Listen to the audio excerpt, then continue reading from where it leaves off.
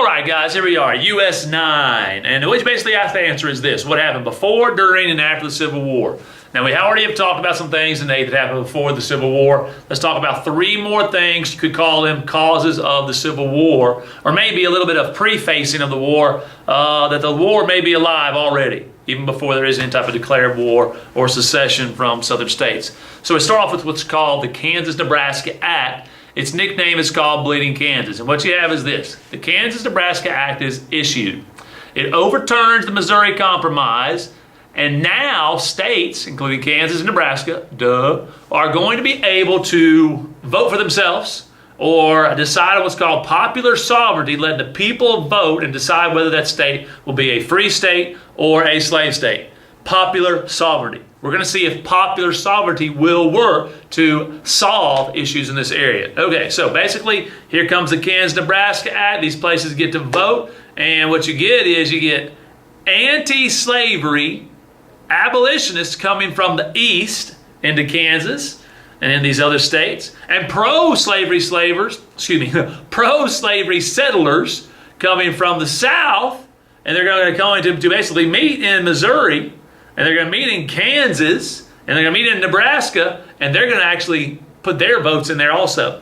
And they're going to be into basically, they might kill each other, because this is such a big deal that if all the states go to the slave states, all of a sudden all the slave states have all the power. Or if all the states go to the free states, all the free states are going to have the power. So basically what we find out is there's conflict happening. Everybody's butting heads left and right. And we realize this popular sovereignty stuff, it's just not going to work in this issue. It'll work in many others, but not now. So basically you can say popular sovereignty failed and the Kansas-Nebraska Act just did not work. There's a little bit about Bleeding Kansas. Okay, let's continue our adventure. We are still waiting to fight the Civil War. And what we have here is 1857. The Supreme Court is about to issue a decision on the Dred Scott case. And what's basically happening here is this: the Dred Scott is claiming that he should be a free man. He is a slave living with his master in multiple states. They're moving around. And he's not, and he's pretty bright. He's not a dumb guy at all. He can read, he can write, he's well dressed. His master recognized this. They actually have a good relationship between the two. Well, Dred Scott realizes that he should be free because he lives in free states along with slave states. All right, so the court issues their decision. It basically says this: Dred Scott, you are property, and you aren't even allowed to sue. So you will remain a slave. Dred Scott is disappointed because this does not help to end slavery. This actually encourages more slavery and more strict laws on slaves in the South. So the South is excited. They think this is a good thing. Here's what's kind of weird. The day after the Dred Scott decision, because of the relationship between the owner and the master there, or the owner and the slave, the owner of Dred Scott actually frees Dred Scott and becomes a frees man anyway, despite what the Supreme Court said. There's the Dred Scott decision. All right, the war hasn't started yet. Now we got another guy we need to talk about. His name is John Brown. He's a famous abolitionist. And remember, abolitionists, they want to get rid of slavery. And what he did, he decided to fight slavery with violence and killing. So here's the year, 1856. John Brown commanded his family members and some of his sons, basically, and other abolitionists to attack pro-slavery settlers in Kansas, killing 5 men. These are some of the first deaths in the war. He kills 5 white men. Okay? In 1859, he led a group of white and black men in a raid on this federal armory in Harper's Ferry, Virginia. All right, they seized the federal weapons and ammunition. They killed 7 people there. All right, Brown's plan now was to deliver those weapons back to some slaves and basically create his own little army and cause an uprising against the slaveholders and the pro-slavery government. All right, but the raid fails. John Brown's plan doesn't make it. John Brown is captured. Okay, Robert E. Lee is the one that does this, who will eventually be the head general in the South. So, John Brown will be the first person ever convicted of treason. All right? And they'll eventually hang him by his neck until he dies. All right? Many Americans thought Brown was a terrorist. Well, if you didn't like slavery, you might actually see him as a hero or as a martyr, which is one who dies for his cause. There's John Brown's raid on Harper's Ferry, Virginia. Okay, we're getting closer and closer to war. All right, we're going to call this preserving the Union. Now, what we have here is the year 1860. Republican Abraham Lincoln was just elected president. Remember the year, 1860, he's elected president. We have a new president or we have a new election every 4 years. It's 1860. And the next election will be 1864, and then 68, 72, 76, 80, so on and so forth. All right. Now, this Republican, Abraham Lincoln, becomes president. South Carolina will then vote to secede. What that means is to separate, to get out of. Remember, secede, S-E-C-E-D-E, secede from the United States. They want out because they don't like this Republican president and what he plans on doing. All right, then Mississippi, Florida, Alabama, Georgia, Louisiana, and then Texas. They formed a brand new country that nobody recognizes as a country, but it's a brand new country, and they call it the Confederate States of America. Also called the Confederacy for short. All right. When they attacked this U.S. Army base called Fort Sumter, this officially starts the Civil War. Fort Sumter is in South Carolina, and it's not a huge deal or whatever. There's only one person that dies in it, but the South basically wins this first battle, and the Civil War is on. And so all right, anyway, here we go. So this long-feared, situation has been brewing. All right, the Civil War. And it's now here. Fort Sumter. Here we go. All right. Okay. Now that President Lincoln is the guy in charge, he has this belief that his main job is to preserve the Union. Now, don't get this confused. The Union is all of the states before they decide to secede. It's all of them. All of them together. He believes all those states, the North and the South, is the Union. They all belong together. And that's his job, is to keep them all together, because we're stronger together. That's what he believes. All right. He did not believe that the South or the Southern states had the right to secede from the Union, and thought they were merely rebelling against the government. All right. He never considered the Confederacy a separate place or a separate country. Most people don't. The only people that typically do are the people living in the South. All right. So when Lincoln called for a large volunteer army to preserve the Union, more states, check this out, Virginia, Arkansas, North Carolina, and Tennessee, they also secede or leave this United States, or they leave this Union here. All right, and they joined the Confederacy. Although Lincoln had often stated he only wished to restrict the spread of slavery instead of abolish it, over time he did embrace the idea of ending slavery in the United States. Okay, so I mentioned that for one reason. And why are we fighting the Civil War? Is it over slavery, or is it over keeping this Union together? It's actually going to be about both. First reason would be preserving the Union. The second reason would be the issue of slavery. All right, let's call this next section North versus South.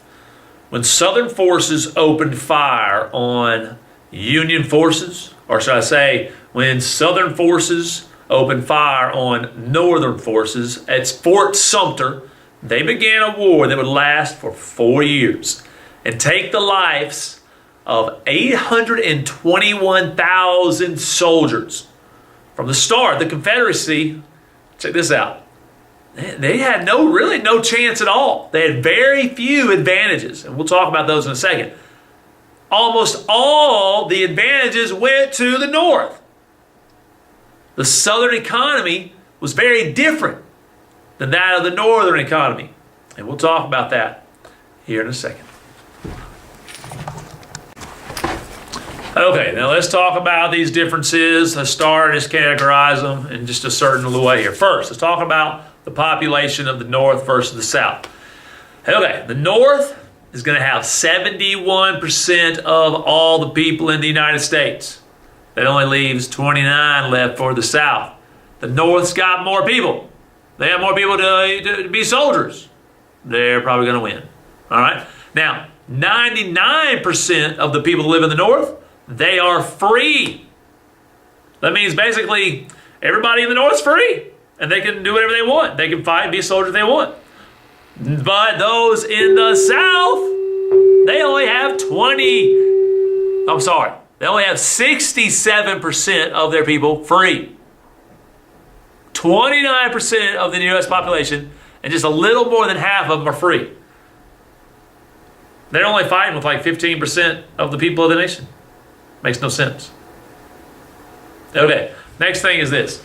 Let's look at their manufacturing resources. Okay, 92% of all of the U.S. industrial output comes from the North. That's what they do. They make stuff. They make clothes. They make guns. They make things that you use to fight in the war. Well, guess what's going on in the South? They only have like 8% of the stuff. They don't have very little. They have one place basically that they're making things, and that's in Atlanta. The North, that's all they do is make stuff for war and other things. The South, they're growing stuff. They're an agriculturally based economy. They're not based on industry. Again, that advantage goes to the North. Okay, let's look at this one. We'll call it employment and property ownership.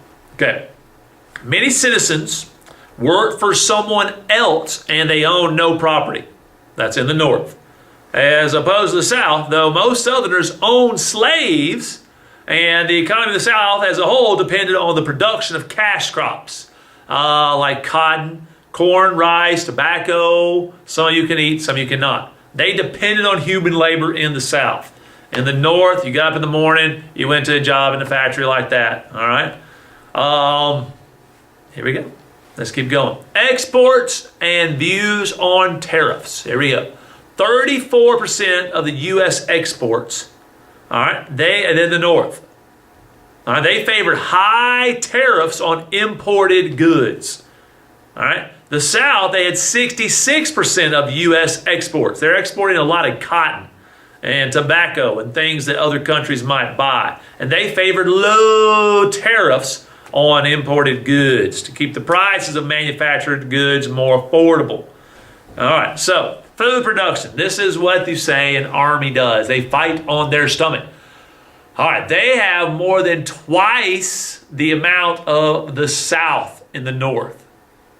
The North has more than twice. Talk about food. Twice the amount the South does. That made no sense. Well, that's true. All right, so the South, they have less than half as much as the North does. An army fights on its stomach. Guess what? The North are going to win. The South don't have nothing to eat. People starve to death. And lastly, what's all this railroads? How do you get things around? You're going to use your dogs or your big old feet here? That's what the South has to do because they don't have a lot of railroads. They have basically 29% or 30% of all the railroads in the nation. Well, guess what? All the rest of that is in the North. 71 to 70% of all the railroads. They can move their soldiers quickly from one place to the other, while the South's over there walking around with their dogs, wearing them out. The North has all the advantages. There's only two advantages the South has. One, the South is going to have some of the best generals that some would say and argue that the history has ever seen. Stonewall Jackson, Robert E. Lee, maybe some of the best generals of all time. Of all time. All right, so the South has better leadership. And then secondly, we've got the South has a home team advantage. They don't have to go somewhere else and fight the war. The war is being fought down here. See all these lines? That's where the war is being fought. All the lines over down in the South. We have the home field advantage. The North is coming down here. Sometimes this war is called the War of Northern Aggression, as they come down here into the South and they begin to fight. So 2 advantages for the South: better leaders, and we have a home team advantage because the war is being fought in the South. And all the other advantages go to the North: more food, better goods for fighting. They have more people, and again, they have more food, and they have a lot of railroads. Okay, now let's kind of change the subjects here. The war's going on. Abraham Lincoln's going to be a big part of this war, and he does some things personally himself. He doesn't order other folks to do it. This is some things that he tries to do to preserve that union. And one of these, this thing, we'll call it what the topic's all about. It's called habeas corpus. Okay, it basically goes like this. Not all Northerners supported President Lincoln's efforts to preserve the Union. All of them didn't like Abraham Lincoln. Some Northerners didn't like the guy. Some were Confederate sympathizers. It means they didn't like what the South was doing. All right, just as some Southerners were Union sympathizers. All right, throughout the war, in some states, Lincoln suspended the constitutional right of habeas corpus. Did you hear this? He suspended your right of habeas corpus. He takes away one of your rights. Now, you don't know what habeas corpus is yet, so here it is. Listen, what is it? What is he taking away?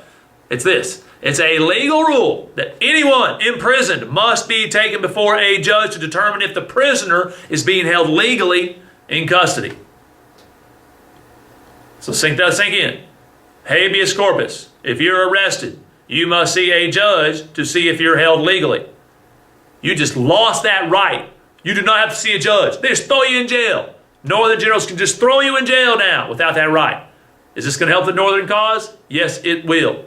Okay, right now, the Constitution allows a president to suspend habeas corpus during a national emergency. Was there a national emergency going on? Yeah, well, check it out. The United States is 2 different colors. Right now, we're not red, white, and blue. We're green and pink. We need to be red, white, and blue, not green and pink. All right, Lincoln will use this emergency power to legalize the holding of Confederate sympathizers without a trial and without a judge agreeing they were legally imprisoned. Over 13,000 Confederate sympathizers were arrested in the North. That's the first thing Abraham Lincoln will do to help end the Civil War.